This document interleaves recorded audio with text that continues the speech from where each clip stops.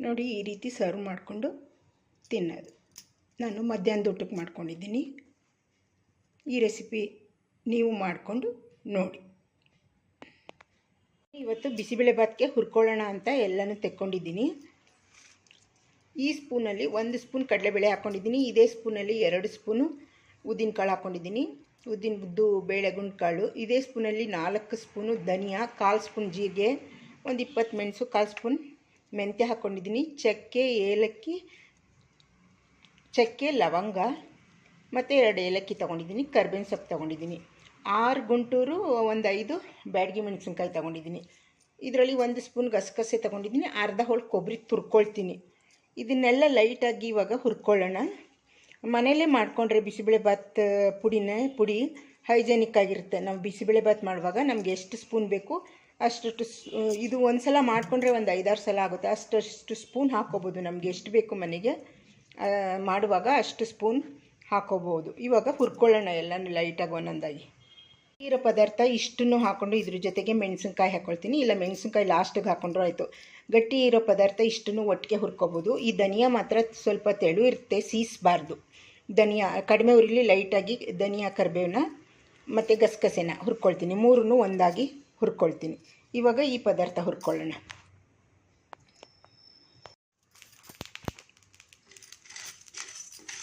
ನೋಡಿ ಇಷ್ಟು ಕೆಂಪಗಾಗೋವರೆಗೆ ಹುರ್ಕೋಬೇಕು. ಘಮ ಬರುತ್ತೆ, ನಿಮಗೆ ಗೊತ್ತಾಗುತ್ತೆ. ಇದನ್ನು ತೆಗೆದು ಒಂದು ಪ್ಲೇಟ್ಗೆ ಹಾಕ್ಕೊಳ್ತೀನಿ. ಇಷ್ಟು ಹುರಿದಾದ್ಮೇಲೆ ಇವಾಗ ಧನಿಯಾ ಕಾಳು ಹಾಕ್ಕೊಂಡಿದ್ದೀನಿ. ತುಂಬ ಕಡಿಮೆ ಉರಿಲಿ ಹುರಿಬೇಕು. ಧನಿಯಾ ಸೀಸಬಾರ್ದು, ಸೀಸ್ಬಿಟ್ರೆ ಟೇಸ್ಟ್ ಬರಲ್ಲ. ನೋಡಿ ತುಂಬ ಕಡಿಮೆ ಮಾಡ್ಕೊಂಡಿದ್ದೀನಿ ಉರಿನ, ಸ್ಟವ್ ಉರಿ. ಇದು ಸ್ವಲ್ಪ ಹೊತ್ತಾದಮೇಲೆ ಗಸಗಸೆ ಹಾಕ್ಕೊಳ್ತೀನಿ. ಇದರೊಳಗಡೆ ಗಸಗಸೆ ಮತ್ತು ಕರಿಬೇವು ಹಾಕ್ಕೊಳ್ತೀನಿ.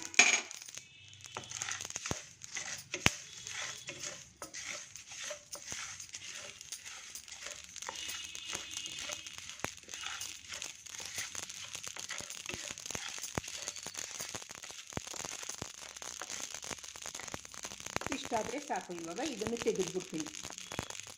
ಮೆಣಸಿನ್ಕಾಯಿ ಹಾಕ್ಕೊಂಡಿದ್ದೀನಿ ಲಾಸ್ಟಲ್ಲಿ. ಸ್ವಲ್ಪ ಹುರಿದ್ಬಿಟ್ಟು ಇದರಲ್ಲೇ ಬಿಟ್ಬಿಡ್ತೀನಿ, ಗರಿ ಗರಿ ಆಗುತ್ತೆ. ಇದಾದಮೇಲೆ ಕೊಬ್ಬರಿ ತುರ್ಕೋಬೇಕು. ತುರ್ಕೊಂಡು ಅದನ್ನು ಸ್ವಲ್ಪ ಹುರ್ಕೊಳ್ತೀನಿ.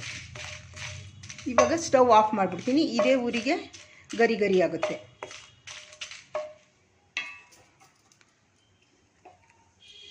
ಸ್ಟವ್ ಆಫ್ ಮಾಡಿದ್ದೀನಿ. ಇದೇ ಕಾವಿಗೆ ಸ್ವಲ್ಪ ಇದಾಗಲಿ ಮೆಣಸಿನ್ಕಾಯಿ. ನೋಡಿ ಈ ರೀತಿ ಪೌಡ್ರ್ ಮಾಡ್ಕೊಂಡಿದ್ದೀನಿ. ಇದನ್ನು ಒಂದು ಏರ್ಟೈಟ್ ಡಬ್ಬಿಗೆ ಹಾಕ್ಕೊಂಡು ಇಟ್ಕೋತೀನಿ. ಒಂದು ಸಲ ಮಾಡಿದಾಗ ಇದರಲ್ಲಿ 2 ಸ್ಪೂನ್ ಹಾಕಬೇಕು. ನಾನು ಕೊಬ್ಬರಿ ಒಂದು ಹಾಕಿಲ್ಲ. ನಾನು ಜಾಸ್ತಿ ಒಂದು 10 ಸಲ ಆಗಂಗೆ ಮಾಡ್ಕೊಂಡಿದ್ದೀನಿ ಪುಡಿ. ಅದಕ್ಕೆ ವಾಸನೆ ಬಂದುಬಿಡುತ್ತೆ ಅಂದ್ಬಿಟ್ಟು ಕೊಬ್ಬರಿ ಆವತ್ತಿನ ದಿನ ಹುರ್ಕೊಂಡು ಪುಡಿ ಮಾಡ್ಕೊಳ್ತೀನಿ ಬಿಸಿಬೇಳೆಭಾತ್ ಮಾಡುವಾಗ.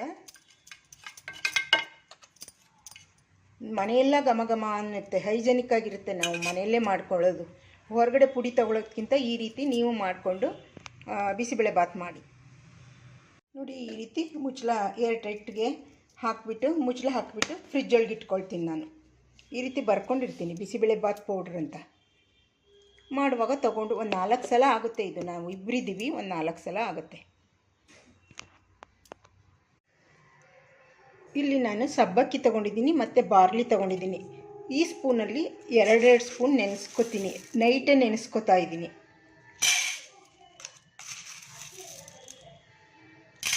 ಇದೆರಡು ಸ್ಪೂನು ಬಾರ್ಲಿ 2 ಸ್ಪೂನು.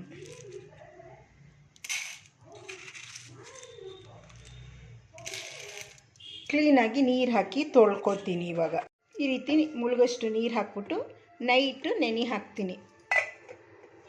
ಇದು ಬೆಳಗ್ಗೆವರೆಗೆ ನೆನೆಯಲಿ ನೀರಿನಲ್ಲಿ.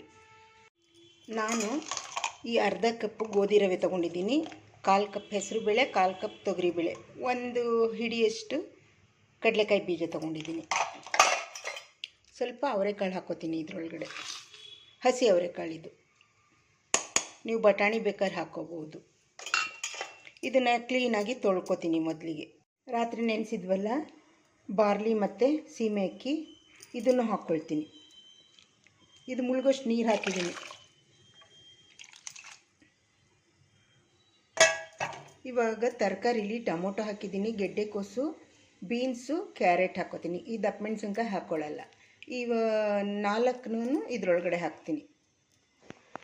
ಇಲ್ಲಿ ಒಗ್ಗರಣೆ ಸಾಮಾನು ತೊಗೊಂಡಿದ್ದೀನಿ. ಸಾಸಿವೆ, ಕಡಲೆಬೇಳೆ, ಉದ್ದಿನಬೇಳೆ, ಜೀರಿಗೆ, ಮೆಂತ್ಯ, ಈರುಳ್ಳಿ, ಕರಿಬೇವು, ದಪ್ಪ ಮೆಣಸಿನ್ಕಾಯಿ, ಇಂಗು ಇಷ್ಟನ್ನು ಒಗ್ಗರಣೆ ಮಾಡ್ತೀನಿ. ಒಗ್ಗರಣೆಗೆ ಹಾಕ್ತೀನಿ. ಇಲ್ಲಿ ಎಣ್ಣೆ ಕಾಯಕ್ಕೆ ಇಟ್ಟಿದ್ದೀನಿ. ಇವಾಗ ಸಾಸಿವೆ, ಕಡಲೆಬೇಳೆ, ಉದ್ದಿನಬೇಳೆ ಹಾಕೋಣ. ಒಂದು ದಪ್ಪ ಮೆಣಸಿನ್ಕಾಯಿ ಹಾಕ್ತಾಯಿದ್ದೀನಿ. ಒಂದು ದಪ್ಪದೊಂದು ಈರುಳ್ಳಿ ಹಾಕ್ತೀನಿ. ಸ್ವಲ್ಪ ಕರಿಬೇವು ಸೊಪ್ಪು,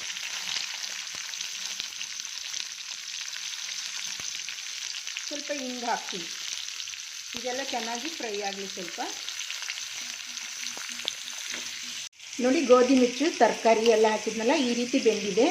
ಇದು ಗಟ್ಟಿ ಇದೆ. ಸ್ವಲ್ಪ ಬಿಸಿನೀರು ಕಾಯಿಸ್ಬಿಟ್ಟು ಇದರೊಳಗಡೆ ಹಾಕಬೇಕು. ಈ ಒಗ್ಗರಣೆ ಬೇಯಲಿ, ಆಮೇಲೆ ಬಿಸಿನೀರು ಇಡ್ತೀನಿ. ಈ ಒಗ್ಗರಣೆ ಮಾಡಿ ಇದರೊಳಗೆ ಹಾಕ್ಬಿಟ್ಟು ಆಮೇಲೆ ತೆಳ್ಳಗೆ ಕಲಿಸ್ಕೊಳ್ಳೋಣ ಬಿಸಿನೀರು ಹಾಕಿ. ಇದು ಸ್ವಲ್ಪ ಫ್ರೈ ಆಗಲಿ ಒಗ್ಗರಣೆ.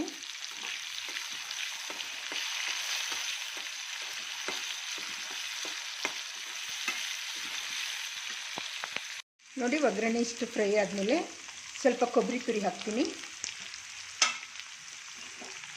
2 ಸ್ಪೂನ್ ಬಿಸಿಬೇಳೆಬಾತ್ ಪೌಡ್ರ್ ಹಾಕ್ತೀನಿ. ರುಚಿಗೆ ತಕ್ಕಷ್ಟು ಉಪ್ಪು, ಸ್ವಲ್ಪ ಅರಿಶಿಣದ ಪುಡಿ ಹಾಕ್ತೀನಿ.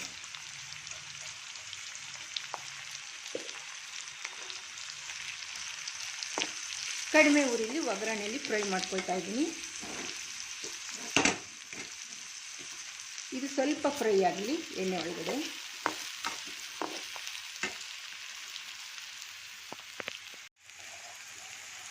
ಸ್ವಲ್ಪ ಹುಣಸೆ ಹುಳಿ ಹಾಕ್ತೀನಿ ಇದರೊಳಗಡೆ.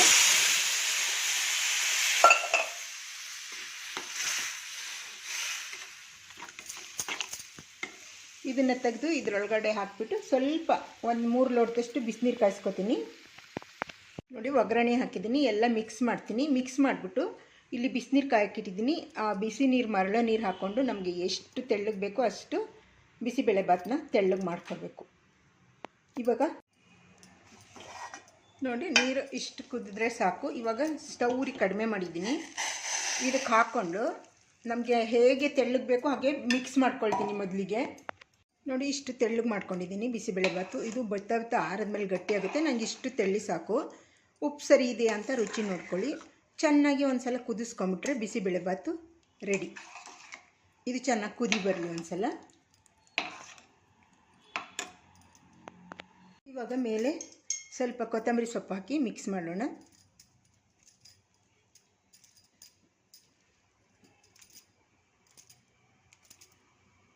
ಗೋಧಿ ನುಚ್ಚಿನ ಬಿಸಿಬೇಳೆಬಾತು ತುಂಬ ಚೆನ್ನಾಗಿರುತ್ತೆ ತಿನ್ನೋಕ್ಕೆ. ಇದು ಶುಗರ್ ಅವ್ರಿಗಂತೂ ತುಂಬ ಒಳ್ಳೆಯದು.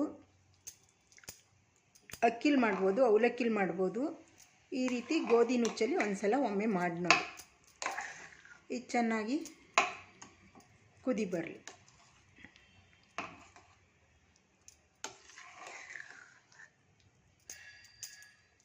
ಈ ರೀತಿಯಾಗಿ ನೀವು ಒಂದ್ಸಲ ಮಾಡ್ಕೊಂಡು ರುಚಿ ನೋಡಿ. ಮನೆಯಲ್ಲೇ ಬಿಸಿಬೇಳೆಬಾತ್ ಪೌಡ್ರು ಮಾಡಿಕೊಂಡ್ರೆ ಹೈಜೆನಿಕ್ ಆಗಿರುತ್ತೆ. ಅಂಗಡಿಲಿ ತರೋದಕ್ಕಿಂತ ಮನೇಲಿ ಮಾಡ್ಕೊಬಿಟ್ರೆ ಒಂದು 3-4 ಸಲ ಮಾಡ್ಕೊಬೋದು. ಒಂದು ಸಲ ಮಾಡಿಕೊಂಡ್ರೆ ಒಂದು 3-4 ಸಲ ಬಿಸಿಬೇಳೆಬಾತ್ ಮಾಡ್ಕೋಬೋದು. ನಾನು ಆವಾಗಲೇ ಮಾಡ್ತಾಯಿರ್ತೀನಿ ಬಿಸಿಬೇಳೆಬಾತು. ಅವಲಕ್ಕಿಲಿ, ಅಕ್ಕಿಲಿ, ಈ ರೀತಿ ಗೋಧಿ ನುಚ್ಚಲ್ಲಿ, ರವೆಲಿ, ಯಾವುದ್ರಲ್ಲಿ ಬೇಕಾದ್ರೂ ಮಾಡ್ಕೋಬೋದು. ನೋಡಿ, ಇವಾಗ ರೆಡಿಯಾಗಿದೆ. ಸರ್ವ್ ಮಾಡೋದೊಂದು ಬಾಕಿ. ನೋಡಿ, ಇಷ್ಟು ಕುದ್ರೆ ಸಾಕು. ಇವಾಗ ಸ್ಟವ್ ಆಫ್ ಮಾಡ್ತೀನಿ. ಆಲ್ರೆಡಿ ಎಲ್ಲ ಬೆಂದಿರೋದೆಯಾ. ಬಿಸಿಬೇಳೆಬಾತ್ ರೆಡಿಯಾಗಿದೆ.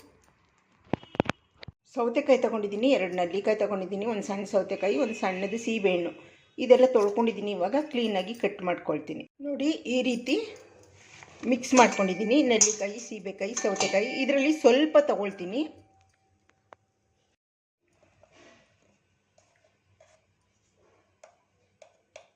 ಇದಕ್ಕೆ ರೆಡ್ ಚಿಲ್ಲಿ ಹಾಕ್ತೀನಿ.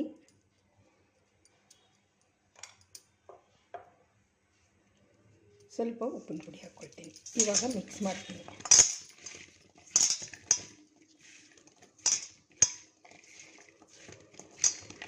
ಮಿಕ್ಸ್ ಮಾಡಿದ್ರೆ ಸೈಡ್ ಡಿಶ್ ಆಗಿ ತಿನ್ಬೋದು. ಈಗ ಒಂದು ಪ್ಲೇಟ್ಗೆ ಹಾಕಿ ನೋಡಿ, ಈ ರೀತಿ ಸರ್ವ್ ಮಾಡಿ ಕೊಡೋದು.